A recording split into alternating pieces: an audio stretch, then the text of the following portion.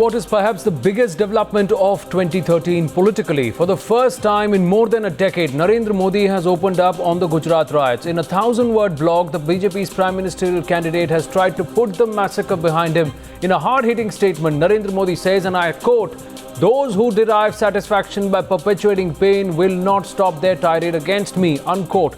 But he has also urged people not to see the verdict as a personal victory. And he starts by saying that because the judiciary has already spoken, he wants to share he feels it important to share his inner thoughts and feelings with the nation at large, and hence the blog.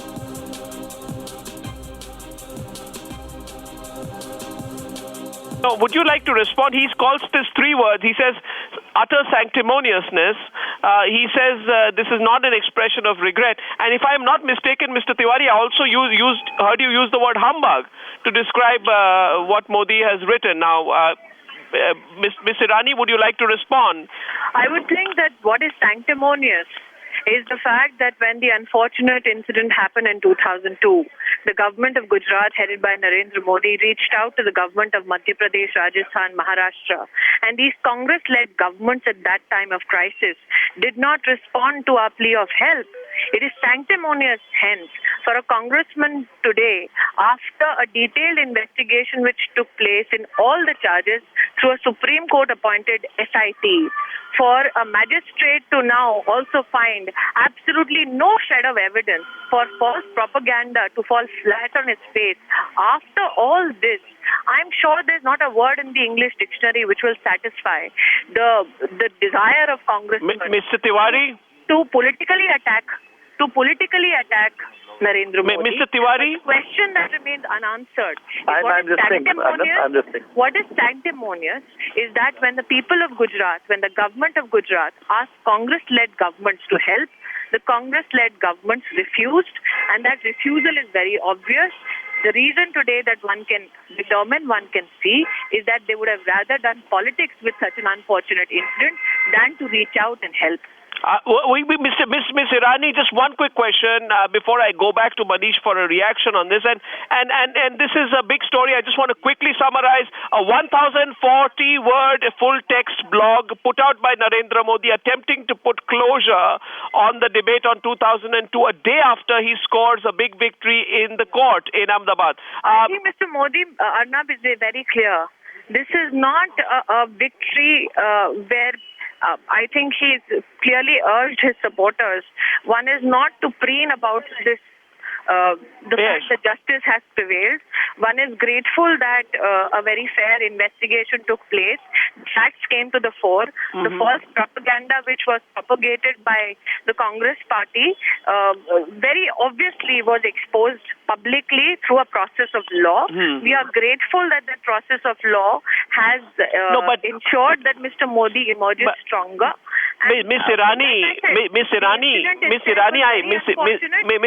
Mr. Tiwari.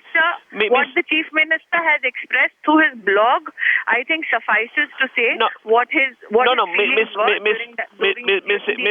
Miss Irani. Now, let me put it very direct, and then I need to go to Mr. Tiwari. What Mr. Tiwari says is that he doesn't find an expression of regret.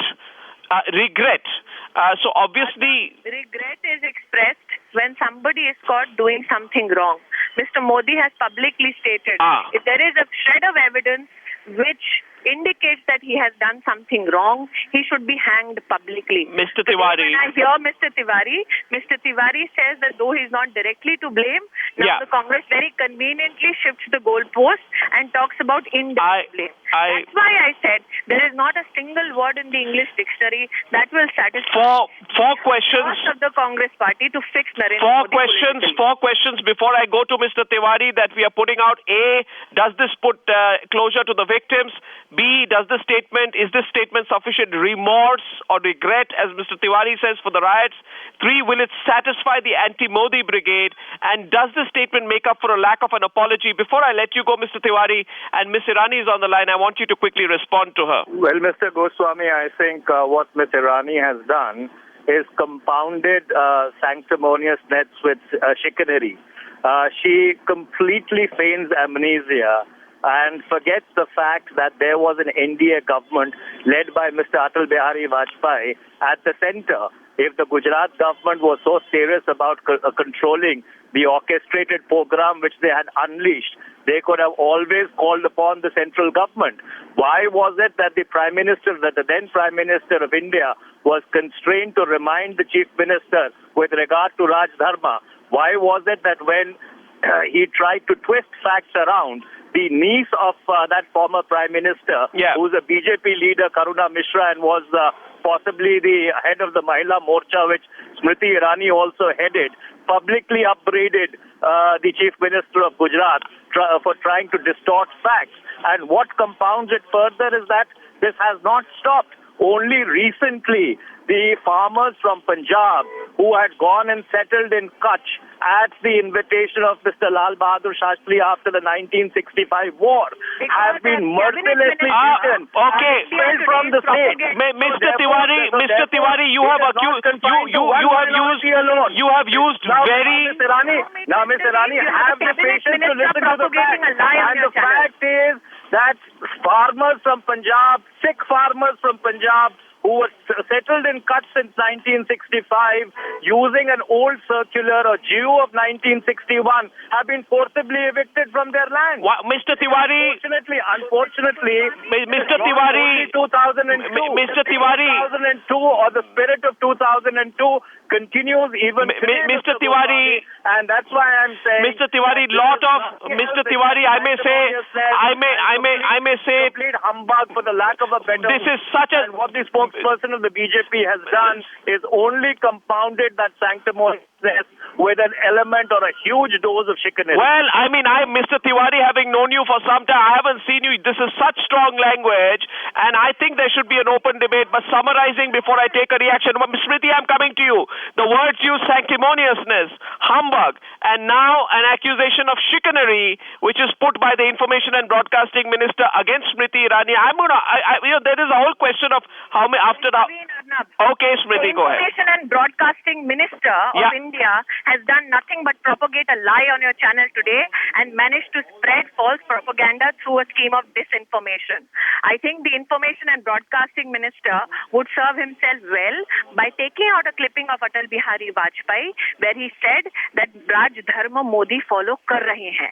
The fact that he has selective amnesia is very apparent. What is appalling is that a Supreme Court monitored and appointed SIT, which looked into every single charge against the Gujarat government, has found not a shred of evidence to support the false propaganda that leaders like Manish Tiwari take political credit for or basically build their political constituency on.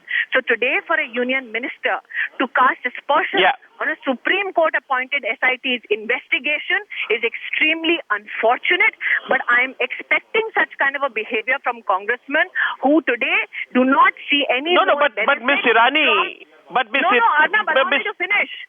Allow me to finish. They not only change the goalpost, they also change charges with regards to what they want to attack Mr. Modi with. Today is a day where the Congress stands exposed. Today is a day where a cabinet minister stands exposed because he's doing nothing but propagating lie on your channel. Well, this is a sheer sign of desperation in the Congress party, given their loss in the 4th state assembly election and the expected loss in 2014 Lok Sabha. Well, this is a big debate now. I think Manish Tiwari and Smriti Irani, can I make a request? A lot of our viewers, while they are hearing you both tonight, say they want a debate between both of you in detail on this. I'm sending out a separate invitation. Manish Tiwari and Smriti. May I come back because I'm going into... Yes, go ahead. You want to have a response at Smriti Irani? Go on, please. All I wanted to tell the esteemed spokesperson of the Bharatiya Janata Party that since she referred to a Supreme Court judgment, it would be well worth her while to read that judgment, which says that the Neros of Gujarat were fiddling while the state was burning. And before accusing me of trying to spread propaganda, I think she should revisit the statement of her honorable predecessor, the niece of Mr. Atal Bihari Vajpayee, who incidentally... Let him finish. Incidentally, just on a lighter note, when they released an advertisement on Mr. Atal Bihari Vajpayee's birthday, rather than congratulating him on his 89th birthday, they congratulated him on his 89th birth anniversary. So therefore, first of all, you killed Mr. Shama Prasad Mukherjee in 1930 when he unfortunately died let's in 1950. not make it personal, Then you Manish. come out with an advertisement on 25th of December. That argument is not relevant to this. Vajpayee on his 89th birth anniversary. Arnab, the very fact that Mr. Tiwari seeks to make it personal. But to come back to the basic fact, nothing takes away from the reality, Mr. Goswami, that the 2002 program happened on the watch of the current Chief Minister, and he's both vicariously and directly liable, irrespective of whatever excuses the Bharatiya Janata Party or his apologists may try to trot out. That is a historical fact which would never change. Okay, now... Thank you. The Supreme Court monitored investigation has found not a shred of evidence to support the false propaganda being propagated by Manish Tiwari on your channel this afternoon. That is a historical fact that Manish Tiwari or no congressman can shy away from. Yes. I am of the opinion that the facts are now out in the open for people to understand. And I truly believe... Congress is losing political ground in this country. I truly believe... Obviously reflective in the desperation that is shown by the information and broadcasting minister. And I truly believe that both the esteemed BJP and Congress spokespersons and members of parliament should join us on News Hour debate tonight. Manish Tiwari and Smriti Irani, I thank you very much for joining me. First reactions there to the big story, the 1,000-word Modi blog that everyone's talking about.